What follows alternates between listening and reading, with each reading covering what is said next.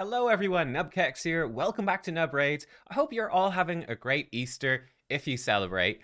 Um, or if not, hey, hope you maybe got some chocolate if you eat chocolate. That's it. Oh boy. But what we're doing here, we're diving in. I want to talk to you about the live arena and preparing for it right now because it is coming for everyone this week. I did a poll last week and I'm sorry. I'm sorry I did that poll. I asked, how are you finding the live arena so far?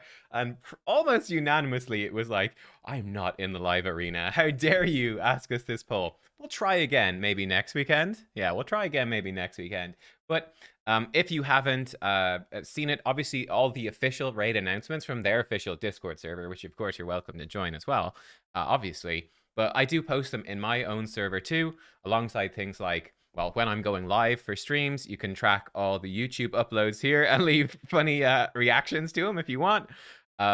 We do have like promo codes I get put in here, updates and stuff like that, and giveaways. There might be a giveaway. I think there's a giveaway due tomorrow, but I don't know if Plarium has given us the info for that. So there might be a giveaway on the channel the next couple of days. Stay tuned, I guess. We'll see. Hopefully, I didn't miss it. But the important thing here, the live arena. The beta test that's on right now, which I think was the 3,000 most active people in Arena in like the last few weeks or something, is ending tomorrow morning. That's fine, but it's coming out for everyone. The global launch is coming on the 13th of April, which is Thursday, right? Yeah, so this Thursday, upcoming Thursday, very, very soon after the release of this video, it is coming out, and you really want to start getting ready now. Trust me, you really, really want to start getting ready now. And let me show you what I've been doing. It's basically what I've been doing for the last week since this has gone live. I'm very invigorated by it, honestly. Completely changing up my approach to the game, what I'm doing, re-gearing tons of champions. I've burned through all my silver, all of that. Now, that's maybe not a good idea. We'll talk about that. But here's what we want to do. Let me show you an example. Let me show you an example of a build which has changed. So I looked back at this. This was now from 6 months ago. So this was a good while ago. My 6-star Awakened Lord Shazar. This is a champion I have been using sometimes in the live arena as a bomb champion. It's something that people typically don't expect. And you can take advantage of teams that don't have block debuffs or don't have a cleanser. But if we look at this build, 5.7k attack, etc., etc., about 477 accuracy. Come and see how my Lord Shazar build has changed. And now we can see, look at this massive change. Number one, more accuracy, which is very important. But number two, look at that difference in attack. And this is me trying to push for more late game style builds, trying to actually have decent builds on my champions for once, where, I could typically be sort of spreading the line of budget bills. You know how it is. But that's a massive increase. Absolutely huge increase in attack. And you can see that the rest of the stats haven't changed that much. His speed has gone up a chunk as well. But the rest of the stats haven't changed that much. What is the difference here? What is going on? Well, you can probably see when you take a glance at his gear, one of the biggest things that has changed in the game since then has been the Sand Devil. And this is something that's worth getting into, even if you can only do the lowest stages. Now is the time. You can see an extra 20% attack here, an extra 20% attack here. I got really lucky with this gear, and look at this. This is going to be an extra 20% attack as well when this one is fully rolled up. We put all this stuff together, like 60% extra attack from bottom set pieces that roll well. Think about that on any nuker. Any nuker. Obviously, for other nukers, crit damage on the gloves is better, right? With Shazar, he wants attack because he's a bomb champion. And that's why he's got crit rate, because he needs to crit to make his bombs one turn. So yeah, he's a little bit different from others, of course. But 60% extra attack, just to put it in context, is the same as wearing an entire new bottom tier piece, an entire new chest plate, an entire new boot. That's a massive, massive, massive deal. It makes a huge difference. And it really adds up, and you're going to want these stats to be able to take them down. So that is the first big tip I would say to you guys. When you've got some spare energy, jumping into Sand Devils and grinding it out can be a pretty big deal. Let me show you the teams I run. I've mostly been running, let's go to the easy stage first. So stage 7. What are we running for stage 7? Very simple, okay? Very simple. We're running Muckstalker, who you can get from campaign. Muckstalker has a 2-turn sleep if the enemy has no active buffs on his A2. Easy peasy. We have Muckstalker go in and sleep the boss for 2 turns. So even if the boss takes a turn, if we're running really slow on our other champions, it doesn't matter. He's still asleep. Then we've got someone to debuff. I'm using Dracomorph because he doesn't have a hit in his kit, and his other moves actually hit pretty hard. I'm using Draco for the weaken decreased defense. You could use Lydia. If you don't have Lydia, if you don't have Draco, you could just use a champion like Stag Knight or Ugo would be great as well. Whoever, any decrease. You could use War Maiden if you're stuck from campaign 2. Just a decreased defense champion, maybe a weaken in there. Increase attack champion if you're using attack-based damage dealers. And then just your biggest single target damage dealers. So you could use like Old Hermit Yorg or Seeker or something like that, epics, instead of Arbiter. And the idea is we just go in very simple. I'm only running 60 FPS here, so this won't be the maximum speed. And there's lots of variations you can do on this team. So we put increase attack on us. We sleep the boss, we debuff. Turvold goes in, does the first hit, nice chunk. And then my other single target damage dealer comes in, and bam, 12 seconds, the boss is dead. The great thing about this team is obviously with decent gear and whatnot, there's always a 3% chance that Muckstalker fails to place to sleep. That will slow the run down, or Draco can fail to place decreased defense or weaken, so that can slow the run down. If you had Ghostborn from the Dark Elves, he's the ideal replacement. Increased attack and a decreased defense, that's 100%, because it can't be resisted. There's otherwise always a 3% chance of resist. Let's run it one more time to see if we get a failure in here. There's a chance. We also do less damage if we don't get the Leech, which is from a Mastery on him. No, so this is going to go in nice and simple, and it's going to be a nice quick run. Turvold hit a bit harder that time. And kaboom, they go down. Beautiful. Like you might get away with only one single target damage dealer. You can do it and just slowly blast the boss down this way. Why are we doing stage 7? I'm sure you're asking, what's up with stage 7?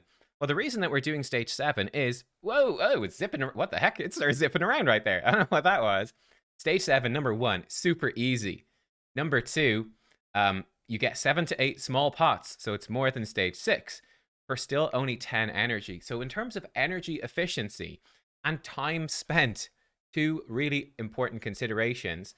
This is kind of the fastest, quickest way to grind these small pots. And what we're going to do with those small pots, here is what I've been doing. I think the 2 most important things, really, this is where I would start, guys. I'd be going into filter, okay, fitting room, even click on equipped. The 2 places I would start would be grabbing crit damage gloves. And you can sort of see here a lot. You can see what I've been doing. A lot of the 6-star, you can even filter for 6-star if you want. Getting those 6-star crit damage gloves. Here's one, for example. Okay, this one's pretty good.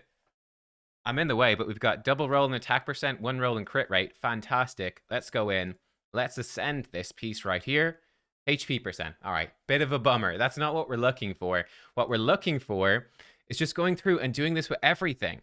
Flat defense. Bummer. Flat defense again. Bummer. What about this one? HP percent. This piece actually really good for Royal Guard. Actually really good for Royal Guard. This is one to roll up eventually. But that's a Hydra piece. The HP percent is going to be great on him for Hydra. But not important to do it right now. But I'm going through and looking for these. Defense percent. Okay, whatever. Defense flat. Poor old Turvold got flat defense, which is tragic. Flat attack on Lil Miss Annie is better than nothing. But you're looking for those pieces where it actually rolls super, super well. So here we go, for example, Baron. Look at this. Pretty juicy crit damage with an extra 20% crit damage when it's rolled up. So we're going to go in, we're going to look for those pieces with crit damage, because you're going to want to go in and change up your gear. It might take you a while to do this, but you're going to want to be taking your best couple of nukers for Arena, and you're going to want them in crit damage, gloves with extra crit damage, attack percent or defense percent or HP percent chest with extra of the matching stat. Again, attack percent, maybe speed boots with, again, maybe speed stat or attack percent, defense percent, etc. You're going to want these damage stats. The second thing I would be doing, this is really important too, because in live arena, this is very different as well, guys. Speed boots and speed teams become super important. Like for me, you guys been watching the channel for a long time now. I started the game about 2.5 years ago, which is a long time, really. But compared to people that have been playing for the entire time the game is out, I've always been on the back foot. And particularly in terms of speed, I've always been miles behind. I think my fastest champion right now is about 360 speed. I think when I started the game, that was slow.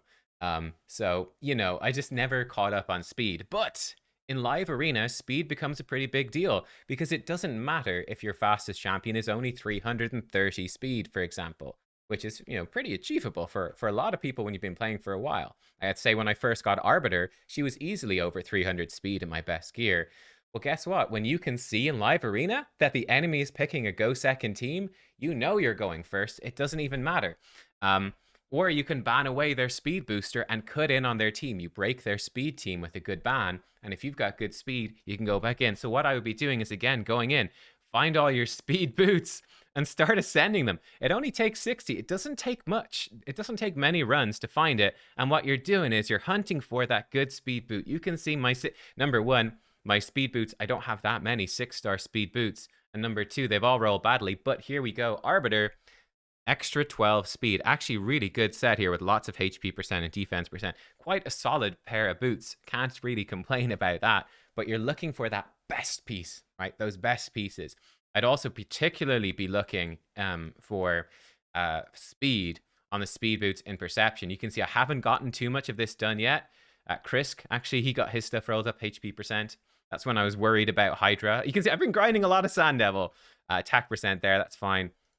We're going to be going in here and we're going to be looking for the best speed boot. So what I'm actually going to do, let's double down. You can go a bit more advanced if you want.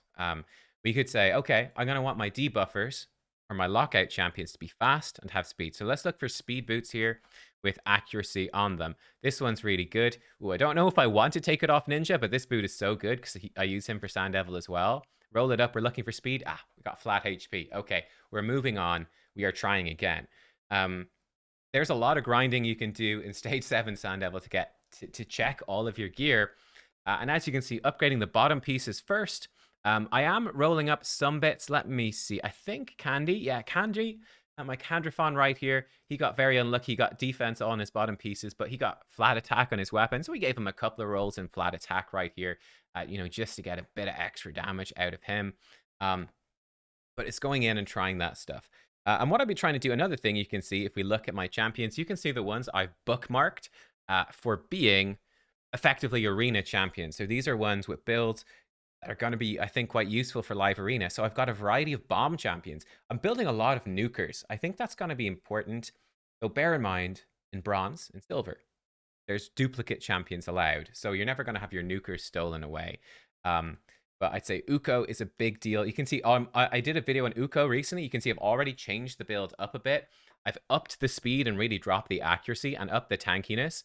So I'm trying to make Uko, really fast just to be a stun set menace effectively is what we're trying to do. So we're going even faster than before. I think I've upped by about 20 speed. A big part is this. I'm actually out of speed glyphs, right? But I've got an attack banner with triple speed. Which it would be better, obviously, if this was HP. That would put Uko in a much, much better level of HP. But hey, 23 speed, that's kind of nuts. Hopefully we get a 6-star speed glyph at some point to slap onto that. And Uko can not quite break the 300 speed limit, but we're getting there. I also need a speed glyph for this weapon, so we're getting there. But it's really starting, this is something important too, starting to focus in on those key champions. For you, let me tell you what I would recommend for everyone. If you've been playing for a while, Uko was a fusion maybe 6 or 7 months ago. If you've got Mighty Uko is going to be amazing, especially in a fast build, right? Mighty Uko works in both go first and go second teams. So this is a champion I would strongly recommend for anyone in live arena as being just a monster. Very disruptive, extremely annoying for them to deal with. Gives you a backup revive, very powerful. Comboing Mighty Uko combos well, honestly, with an Arbiter in a speed team, right? Speed boost into Mighty Uko, maybe stunning, placing block buffs. That can work really well. It's a good option. Gives you a backup speed aura too if you need it. Combos extremely well Pytheon as well. Pytheon coming in as the cleanser lets you go into a go second, brings another revive. So those are very powerful combos. Arbiter, everyone has them. Pytheon was a fusion. Uko was a fusion. You've got some really, really powerful combos right there. Bomb champions, like I said, Nishak is quite good. I've rebuilt my Nishak. Let me show you. So Nishak, he's in the same position, right? We're getting that attack percent rolled up. These are really nice boots. Really lucky here. It's about finding those pieces, and suddenly you're going to find these god tier pieces, right? Attack percent with more attack percent. We've got a speed roll and 2 accuracy rolls. That is beautiful. And he's getting rolled up. He's a bit slow right now for what I want, but 6.5k attack. I've re-geared him with almost 600 accuracy. So it's really about trying to crank this stuff up and tweaking up your masteries as well. So there you go. Rhonda is a champion that's worth considering too as a nuker. I've been using a little bit of Rhonda. Rhonda could be really good in live arena. Don't neglect your Rhonda. Very, very strong. A big single target damage dealer that everyone's going to have. So Rhonda kind of locks you in for your magic affinity nuker. Supreme Elhain, I think, is actually extremely underrated. Extremely underrated. So Supreme Elhain as a void nuker, very strong. I would really consider not sleeping on your Supreme Elhain and putting her on the back burner. If you're looking for an arena nuker, she's going to be super good. And then, yeah, just your like whatever are your other good arena nukers. I really recommend having at least one arena nuker in Stone Skin. That's going to make a big difference. Being able, if you get forced out of going first, you know you're going second. You want to have a damage dealer that can handle going second. It could be someone that's really not built for it. Like you could just take your Rhonda, go, well, I guess I'm screwed, but put her in Stone Skin. She's still going to be pretty good. That can work. But a defensive nuker, someone like Staltus Dragonbane in Stone Skin works really well. I've got, well, Candrafon is a perfect example, right? We've already seen Candrafon. Candrafon in Stone Skin, he's going to survive that first hit, and then he can do some damage. And then part of this, too, is I would start as well. This is tough, but I would really start saving up what you can in terms of your soul merchant and looking for this stuff. Like I was very, very tempted today. Arbiter, I actually don't have a soul yet for Arbiter. Nishak, this is big because it gives him 500 attack, but I'm not using Nishak a crazy amount right now just because Duchess is quite a big problem for him. Like there's Elva, but I haven't seen Elva too much. It's like sort of the magic affinity reviver. It's a lot of Pythion. It's a lot of Duchess. So he's a good option potentially against Pythion, but not so much against Duchess because she can resist the bombs. Well, Pythion is also a problem because he can cleanse them if you don't if you don't land them on him, right? But that'd be great to get. But I'd really be holding on to this and trying to get 2-star awakening on those main nukers. And you can wait. You can wait. Yeah, I'm waiting now for Candy. I'm waiting for probably Rhonda. Kind of desperate for Hefrak. I've been using Hefrak a ton as again another Stone Skin option. 500 more attack on Hefrak. He's already pretty beast, but 500 more attack would make a big difference, right? So saving this stuff up is going to really help you. So that is something I would recommend. But yeah, let me know. What do you guys think? Are you guys preparing anything at the moment? This is what I'm doing, and I'll tell you my plan from now. Right, because Live Arena is closing, I've pretty much got my testing in. It's gonna be active in 3 hours. Yeah, I don't even know if I'll bother buying a refill. I'm kind of too far off this bronze chest anyway, so this might be probably me done right with Live Arena from the beta test, and it all resets coming Friday anyway. So I'm not really too stressed about that. But what I'm going to be trying to do now for the next week, obviously we've got the Fusion, so going to be doing the Fusion warm-up event. Cool. As you can see from re-gearing champions, my silver is totally depleted. I'm going to be trying to build my silver back up. I can delay now until artifact enhancement events during the fusion and try to upgrade gear for my live arena champions during artifact enhancement in the fusion. Double dip right there. Make sure I save up enough silver to do it. So I'm going to be saving from now on. I'm going to be basically putting all my spare energy that I can into Sand Devils. And yeah, mostly just hunting through my gear for those best pieces. When the fusion comes around, my energy is going into the fusion. C'est la vie. But yeah, that's going to be the focus for now. Until the fusion kicks off, I'm going to be farming that Sand Devil. Maybe farming some Spider for CVC to get some silver back. But yeah, it's just prepping for live arena by doing that. Keep on farming. The I think Iron Twins and Sand Devil are like the big places to go. But guys, there you are. I hope you enjoyed this video. It's sort of a bit long, a bit rambly. But yeah, I wanted to get a video out today, even though it's Easter Sunday. And I wanted to, yeah, give you guys some insight into what I have been spending a lot of time thinking about in the last week and sort of get you ahead of the curve when it comes to live arena so you can kick some butt. Thanks for watching, everyone. I'll see you next time. Goodbye.